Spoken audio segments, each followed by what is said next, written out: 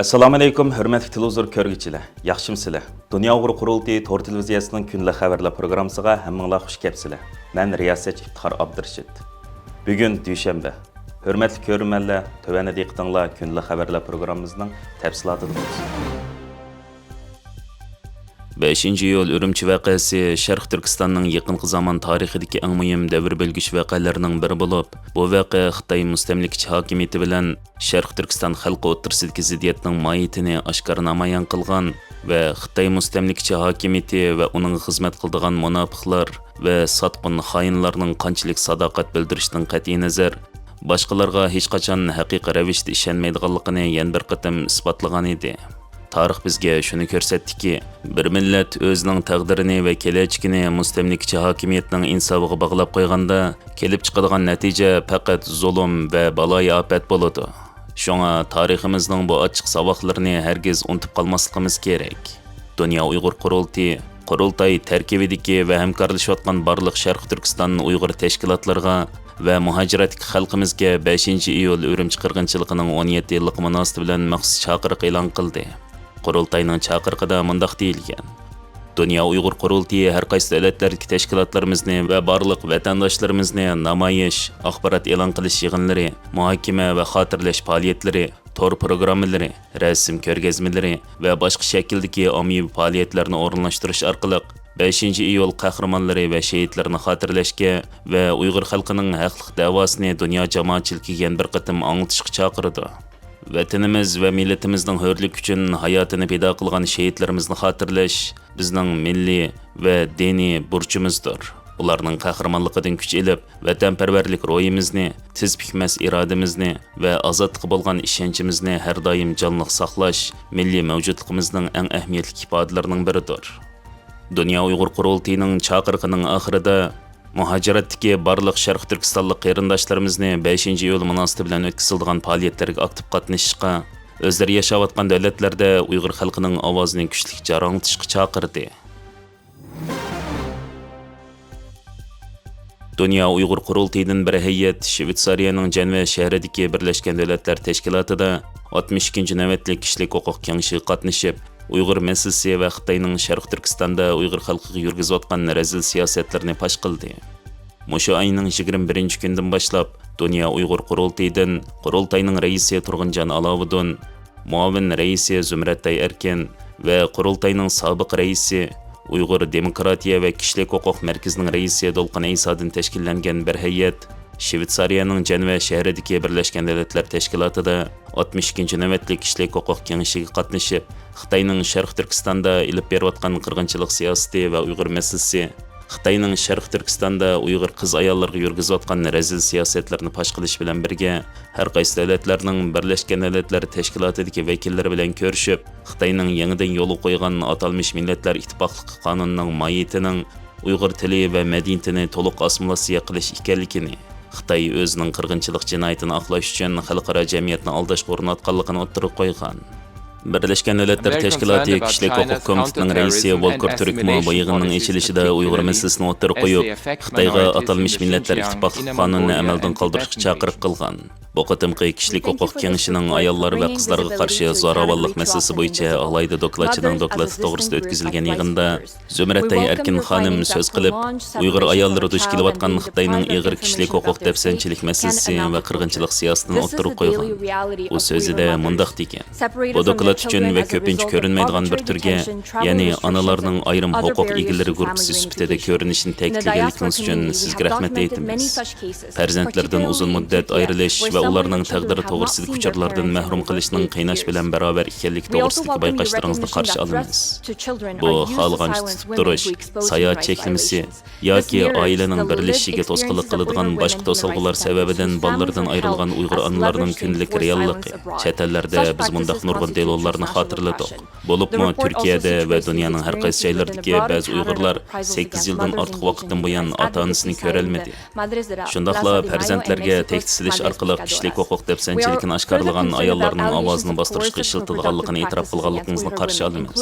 Bu oilalarni chet ellarda ovozini bostirish uchun farzandlari yoki ota-onalarini qurol sifatida qo'llanadigan Uyg'ur ayol kishilik huquq qo'g'duvchilarining realligini aks ettirdi. Bu xil qilmishlar davlat halqigan bostirishni tashkil qiladi. Doklad yana bu tajribalar kishilik huquqni qo'g'dash bilan shug'ullanayotgan onalarga qarshi keng doiralik o'chilish andisisi kirgizilgan bo'lib, Madres de la Plaza de Mayo va Meksikaning Madres Buscadorasi misol keltirilgan.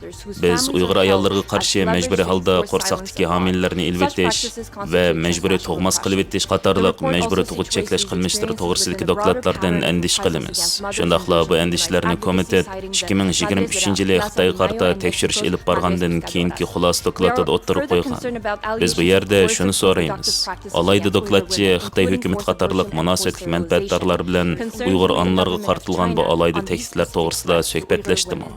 Qurultay vakillari bu 3 kunlik faoliyati jarayonida yana Birlashgan Davlatlar Tashkiloti Muhojirlar Mahkamasining xalqaroliq muhojirlar ahdnomasining imzolanganligining 75 yillik munosabati bilan o'tkazilgan yig'inga qatnashgan.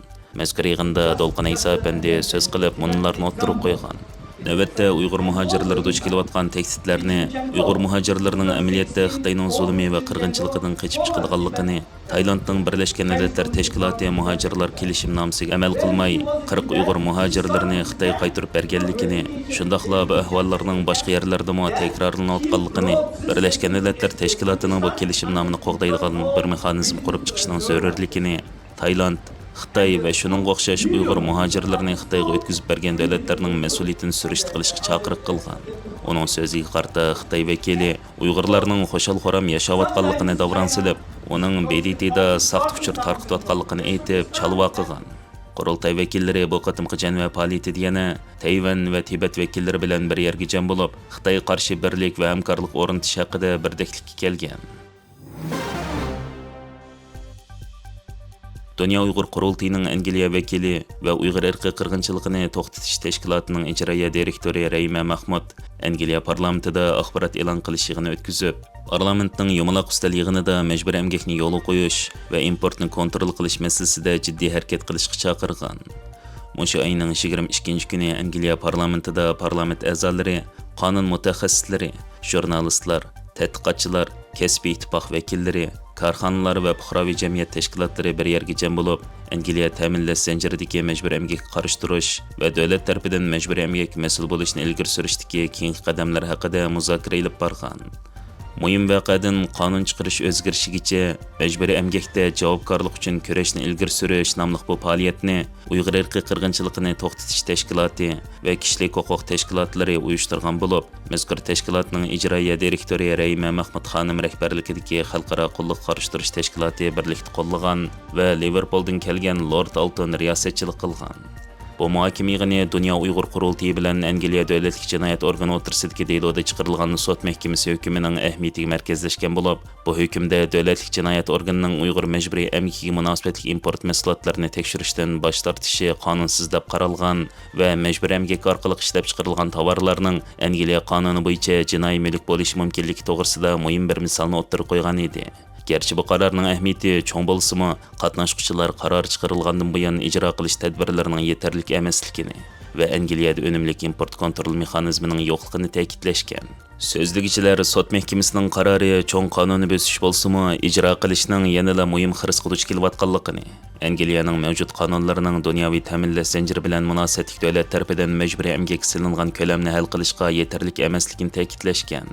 Yig'in jarayonida yana Sharq Turkistondagi hozirgi vaziyat, jumladan atalmish 5-chi emgak kuchini yo'tkash programmalarining davomlashishi, diniy va madaniyat erkinligining cheklanishi, oilalarning ayrilishi, nazorat qilinishi va Xitoyning Yangi Millatlar Birligi qonunining yo'li qo'yilishi qatorliq atrofli tekshirilgan va Xitoyning bostirish sistemasining yo'qolish o'rniga taraqqiy qilib borgan sir ko'payayotgan dalillarni yaqinqi tekshirishlar, jumladan iqtisod vaqt gazetining xabardagi majburiy emgak programmalarining va keng doiralik assimilyatsiya siyosatlarning rayon ichida cho'nqir singib ketganligi va borgan siri Xitoyning har qaysi joylardagi ta'minlash zanjiriga kengayotganligi o'tirib qo'yilib, majburiy emgakni faqat emgak huquq masalasida deb qarmaslik kerakligini, u yana jamiyatlarning ayrilishi, madaniyat kimligining yo'q qilinishi va keng doiralik bostirish siyosatlarining yo'li qo'yilishdagi bir jarayon ekanligini ta'kidlashgan.